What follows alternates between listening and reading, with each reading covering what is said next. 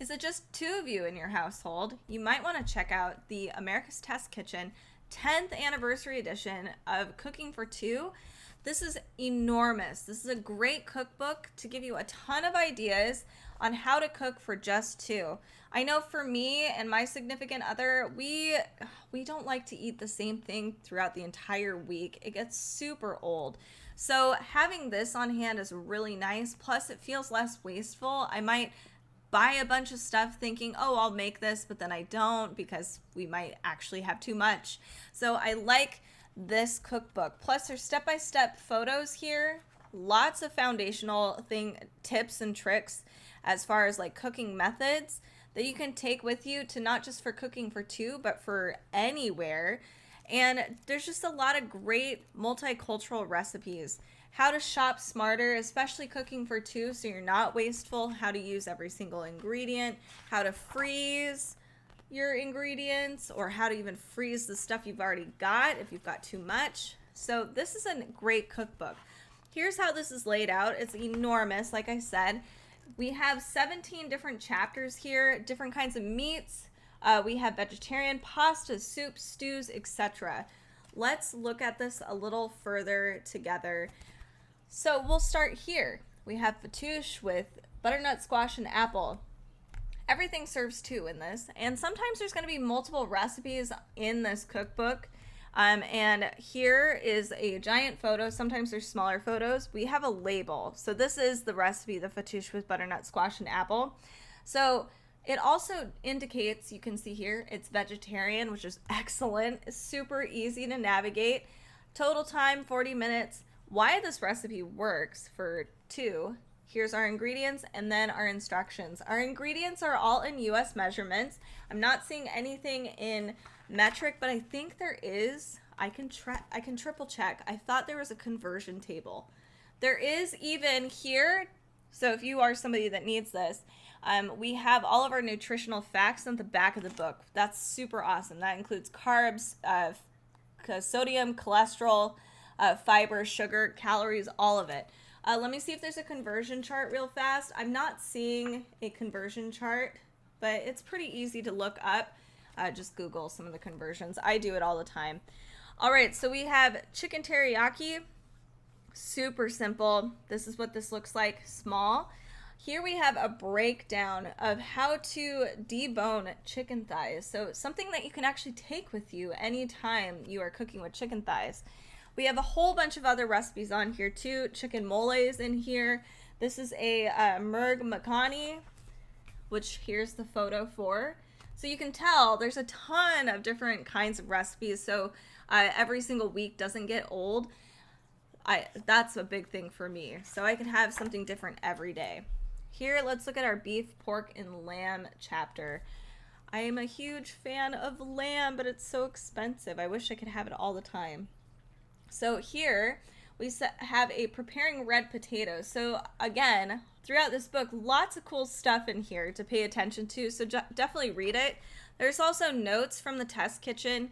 So it talks about browning meat, brown the aromatics, add liquid, finish sauce. That's kind of how you want to do these sorts of dishes here, where it's like meat in a simmering sauce. I love that. Here we have steak fajitas, how to slice a flank steak, but really, really thin. Really good tip here. We also have, this is a keema on the other side. This is a maple glazed pork tenderloin. I don't cook a lot of pork in my household, so I actually would spend a lot more time here because I don't really know what even to buy, like trimming pork tenderloin. I would not have known how to do that. So that's cool. Here we have taking notes from the test kitchen, taking the temperature of meat, some of the important temperatures you need to keep in mind. What is a rare beef or lamb or rare pork chop, or and what parts? All, because everything needs a different cooking temp, every part. So that's a really cool tip. Here we have, this is the oven steamed fish with scallions and ginger. I know this is kind of hard. If you're looking for a foundational cookbook, something that's got you covered for all kinds of cooking techniques, but has a lot of recipes as well and is fairly photogenic, this is a really good cookbook, in my opinion. We have a zucchini, tomato, and ricotta tart. Fennel, olive, and goat cheese tart is on the bottom. That looks good. They're 2 different kinds of tarts. This is a spaghetti al tonno. That looks tasty. Perfect. This is a dandan noodle, I believe. Yes, it is. I love dandan. And I feel like everybody has their own version of dandan, so it's a lot of fun. We have a grilling chapter here, which is really cool. So you can actually learn what the difference is between gas and charcoal, how to set that up. Different kinds of grills need different kinds of things, right? Here we have grilled turkey burgers. We also have a grilled steak burger, which sounds super tasty. There's also here a grilled coriander rubbed pork tenderloin with herbs. These are also bún cha. I think it's a Vietnamese dish. Looks delicious. Grilled salmon steaks. How to even cut and find a salmon steak. That's really helpful. Moving on to some soup dishes, you can see. I love this. This is so helpful for all year around. Peach ginger chutney that you can make for the side or for a topping. Let's look at some of these vegetable side dishes because these have got to be good.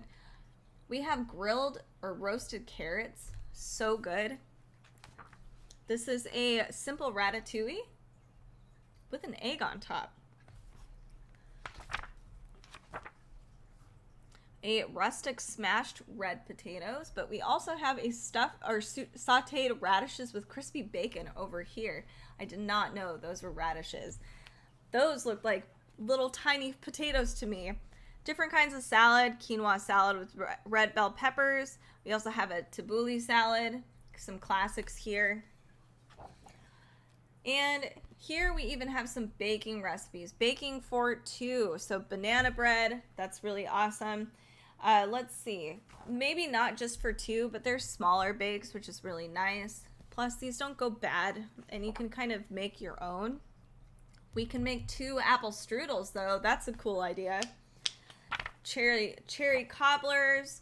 We have a molasses spice cookie, so this makes 12 cookies instead of like 24. Warm chocolate fudge cakes and a lemon poppy seed mug cake. That's really cute. So this cookbook is really good. Like there's a ton, and I could go through this for a long time, for probably over an hour, but I wanted to share this really awesome cookbook with you. If you do have just you and maybe a roommate, a spouse, or it's a little kiddo and it's just the 2 of you, like this would make life very easy. Plus it's got a lot of cool fundamentals here so you can take your cooking to the next level. This is awesome. This is America's Test Kitchen. If you're looking for some more America's Test Kitchen, we have a ton of cookbooks from them. Just check out our playlist. And if you are interested in cookbooks in general, make sure to subscribe, to follow. Join us on our socials, which are in the description down below. And let us know what cookbook you want us to look through next time. Thanks so much.